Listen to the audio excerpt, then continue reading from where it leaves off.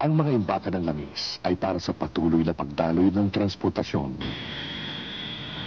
Ang mga instalasyong pangkuryente ay tanglaw at liwanag para sa ating kinabukasan.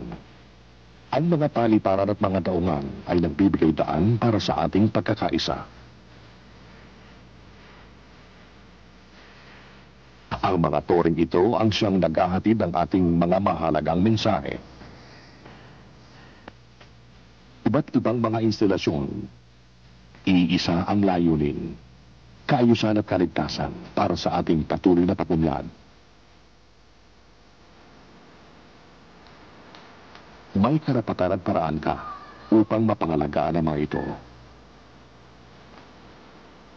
Huwag hayaang sirain ng terorismo ang ating kapakanan. Makialam, makitulong, makilaban kontra terorismo para sa matatag na republika.